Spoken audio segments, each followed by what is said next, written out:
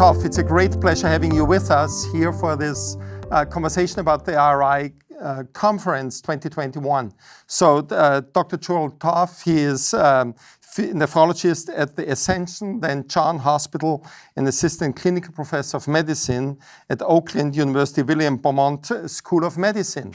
And he will present at the RRI conference. So Joel, could you just say a few words about what your topic and what we can expect from your presentation? Yeah, so I've been doing a lot in social media, kind of representing nephrology to the larger medical community for a number of years. And when COVID hit, kind of the importance of that role of a public physician became doubly important.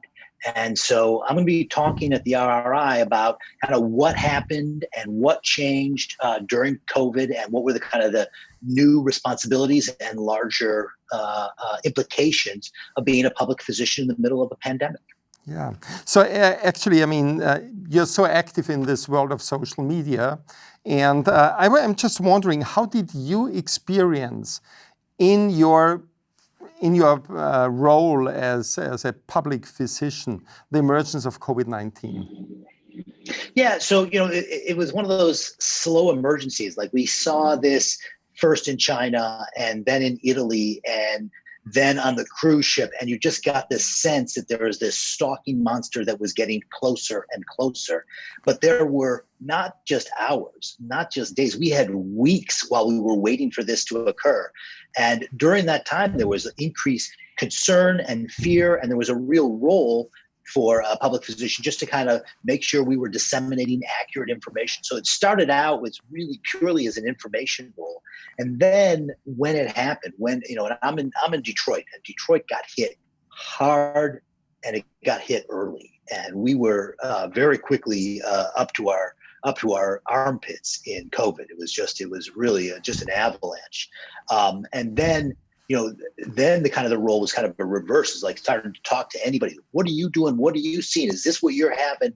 And so the ability to connect to various people that were not writing about this weeks later, but talking about what they saw and what they were experiencing that day was really valuable, right?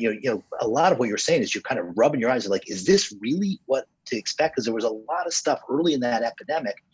Early when we were seeing these diseases, especially in regard to renal failure, especially in regards to just metabolic control, things that we don't normally have any trouble with, being really difficult to manage, and being able to rely on peers in New York City, in Chicago, in other places that were getting hit hard with the epidemic, or in reality in Seattle and California, other places that were hit early.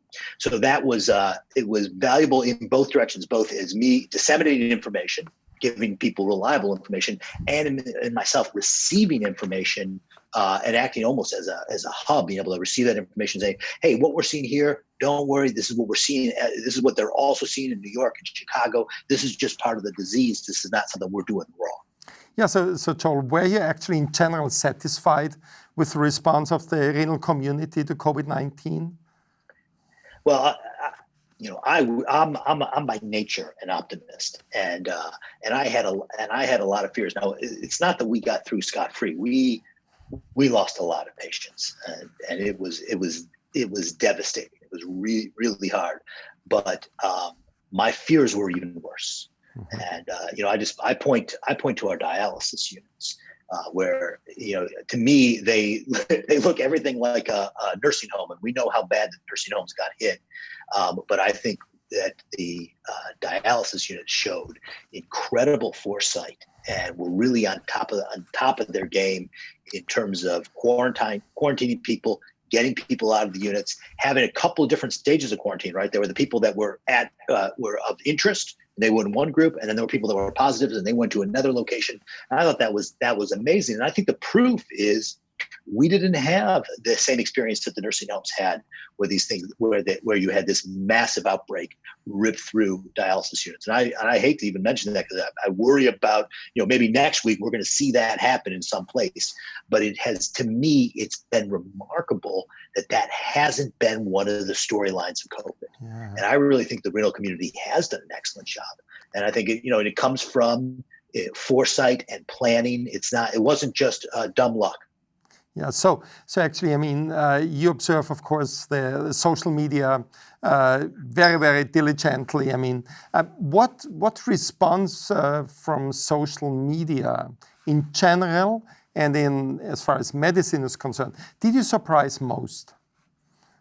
Well, I'll tell you, one of the real early thoughts about COVID was the possibility that ACE inhibitors would be harmful, that they would accelerate the disease by ramping up the ACE2 receptor, which is the receptor that the virus uses to enter the cells. And this is, clearly a massive concern for our patients. All we've been doing for the last 20 years is telling everybody to get on an ACE angiotensin receptor blocker. And now there's the possibility, or at least people were theorizing, that it could be a problem. And again, I want to emphasize, it was all just theory. There was almost no hard data to rest this on. And as a community, I'm part of a group called the Nephrology Journal Club, NEFJC. And NEFJC put together expert panels on virology and hypertension and the ACE2 receptor, and looked at all the data. They were pouring through all the preprints and writing summaries, right? We're not just going to give you references and a bibliography for you to do yourself. We're going to go through and we're going to say, hey, here's the data, and there isn't much, or it's real thin. And here are the recommendations from all the professional societies. And this was something that we got up and running in March. And the important thing was not just to get it up and running once, but to keep reevaluating it. And usually a few times a week, we were updating those sites. And it started with just this ACE2 and hypertension and ACE inhibitors. And of course, our recommendation right from the beginning was, we don't see any reason to tell people to stop this. And this has been borne out not only by all the professional societies, but now we are not only seeing retrospective data that supports this, but there was at the ESC conference just a couple of weeks ago, prospective randomized controlled trial showing no effect at all on ACE-ARBs, the severity of illness. And it was interesting because there were theories that other people thought, it actually may be beneficial. It may prevent COVID. And it turns out, it looks like there's no signal at all. Now, there's more data to come. It'll be interesting to watch. But FJC was right there from the beginning of March talking about that. And this was a perfect example of the advantages of social media. One, it was very fast. We were able to turn this around much quicker than a journal could turn this around, because we didn't have to go through 6 layers of editors and a publisher and printing. None of that had to be done.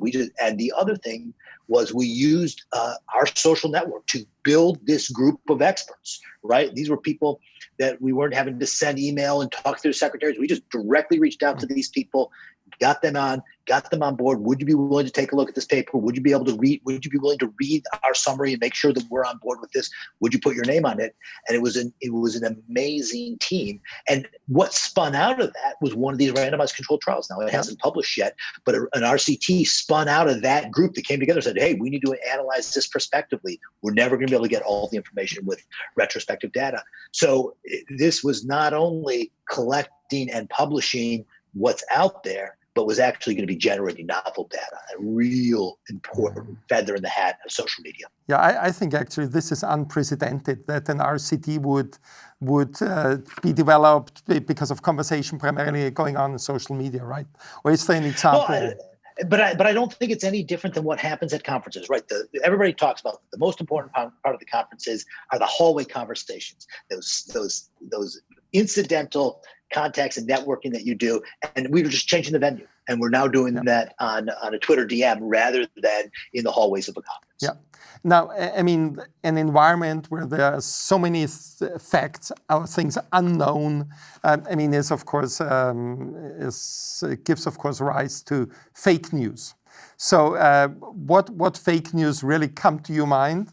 And actually, how do you deal with this? I mean, you're in such a central position. You have so many followers on Twitter. I mean, how do you I mean, with this comes, as said, a lot of responsibility. So how do you actually deal with this, and how do you sort out what's fake, what's true, what's unknown, what are the known unknowns, the unknown unknowns, all these things?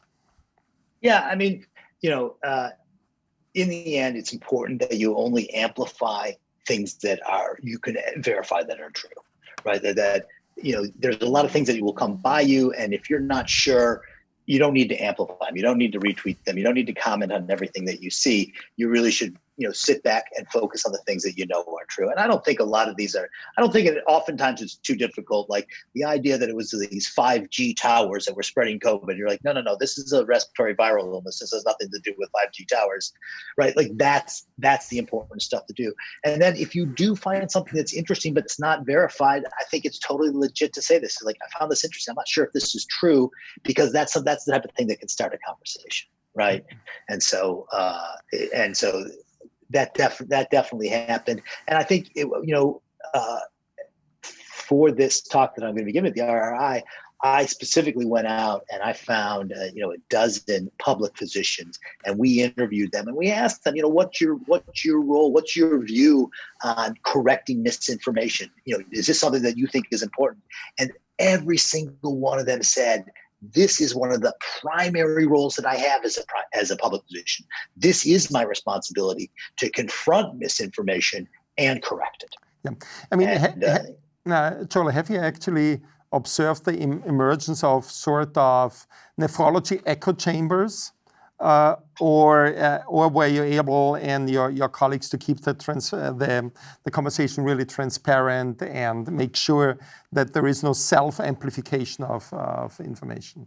Yeah, and I think, talking about self-amplification and echo chambers is a real problem in social media. The very nature of these algorithms really reinforce that you end up talking to people that to some degree agree with you, and if you are not careful, it can result in kind of extreme positions being adopted, and so you do need to guard against that and be careful. I think that there was, an example of that echo chamber. There was a lot of enthusiasm for prophylactic anticoagulation early in the epidemic. So we're seeing a lot of this clotting going on. And I don't think this was something that was, supported by good randomized controlled trials. These were practices that emerged based on some of the complications, and whether patients benefit from that anticoagulation is really difficult to know without doing prospective trial. And so I think you're exactly right. It's something real important to guard against. And I think the nephrology, and what was another one that came out that a lot of people were doing was plasmapheresis. We were talking about cytokine storms. It seemed to be a real important part of the disease pathogenesis, and people started adopting this as a treatment without any good data to support that. And I think it's, you need to guard against that you can start to convince yourself of anything. Yeah. So, Joel, how do you think can social media in general help to overcome this pandemic? Well, I think, the role of social media here is going to be making sure that we get clear, truthful information out. If we abandon social media, if we abandon social media, not talk about this, we're going to leave it to the charlatans, right? It's not like nobody will be talking about COVID here. It's one of the things that has driven the most conversation online at all, and it's essential that we have medical professionals and people that are seeing it with their own eyes, commenting and participating in that discussion. Otherwise, we just leave it to the people with the least morals. Yeah. So, what do you want to take people away from your talk at the RRI conference? What would be the key message or key messages you want people? Well, I think a lot of what we were just saying, the key message is we need people to participate. We need people to join in, because it's powerful to see a physician talk about what's true and what's not true. It's even more powerful to see your physician, right? That one of the advantages we have as doctors is we know our patients, right? And if our patients see us in the public sphere advocating for what's right, that's something that can move the needle. And I really do think it's important for a lot more people, or at least physicians, to consider that one of their core responsibilities to public health is to talk about what's correct and to dispute misinformation that's out there. Yeah, so really thank you, Joel. We are so much looking forward to your talk at the RRI conference. And who knows what will happen between now and the conference in January. But I hope it's good news. Yeah, let's hope it's good news. So really, thank you. And this was a wonderful conversation. And I'm looking forward to you, and many, many other people are looking forward to your talk in January. Thank you again. Should be great. Talk to you later.